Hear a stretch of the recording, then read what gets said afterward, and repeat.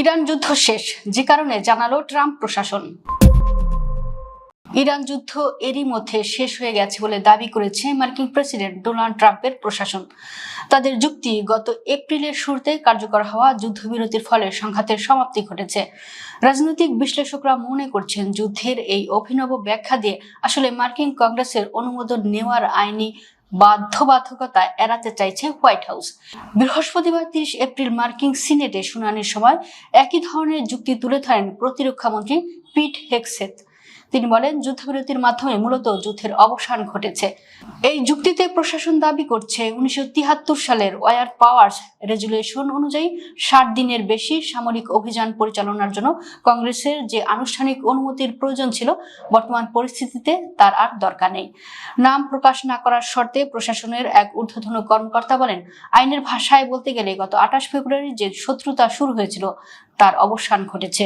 তিনি আরো জানান, 7 এপ্রিল শুরু হওয়া 2 সপ্তাহের যুদ্ধবিরতির পর থেকে মার্কিন বাহিনী ও ইরানের মধ্যে আর কোনো পাল্টাপাল্টি গুলিবর্ষণের ঘটনা ঘটেনি।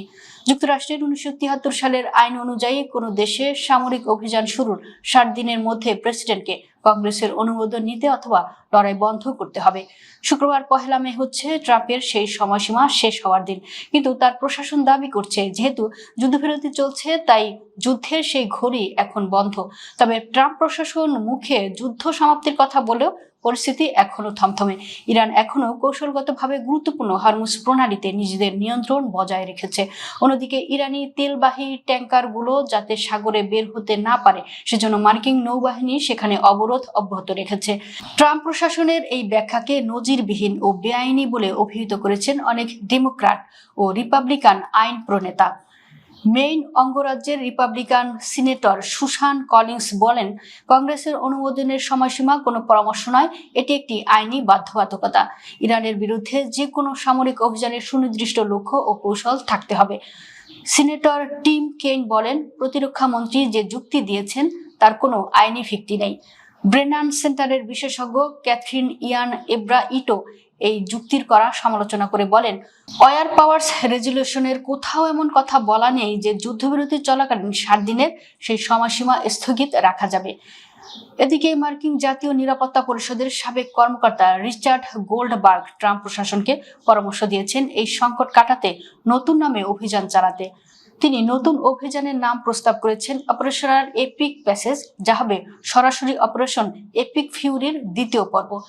গোল্ডবার্গের মতে, একে একটি আত্মরক্ষামূলক মিশন হিসেবে চালিয়ে নিলে কংগ্রেসের অনুমোদন ছাড়াই হরমুজ প্রণালীতে অভিযান অব্যাহত রাখা সম্ভব। প্রসঙ্গত, মার্কিন প্রেসিডেন্ট ডোনাল্ড ট্রাম্প জানতে চেয়েছেন, যুক্তরাষ্ট্রের তীব্র চাপের মুখেও কেন ইরান এখনো নতি স্বীকার করেনি।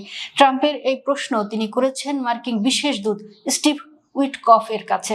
ফক্স নিউজকে দেওয়া সাক্ষাৎকারে উইটকফ বলেন, প্রেসিডেন্ট কৌতূহলী যে ইরান কেন আত্মসমর্পণ বা নতি স্বীকার করার ঘোষণা দিচ্ছে না। অন্যদিকে জেনেভায় মঙ্গলবার বৈঠকের পর ইরানের পররাষ্ট্রমন্ত্রী আব্বাস আরাঘচি জানিয়েছেন, দুই পক্ষ দিক নির্দেশনামূলক নীতিমালাতে একমত হয়েছে। আরাঘচি জানিয়েছেন, তেহরানও শীঘ্রই একটি খসড়া পাল্টা প্রস্তাব উপস্থাপন করবে।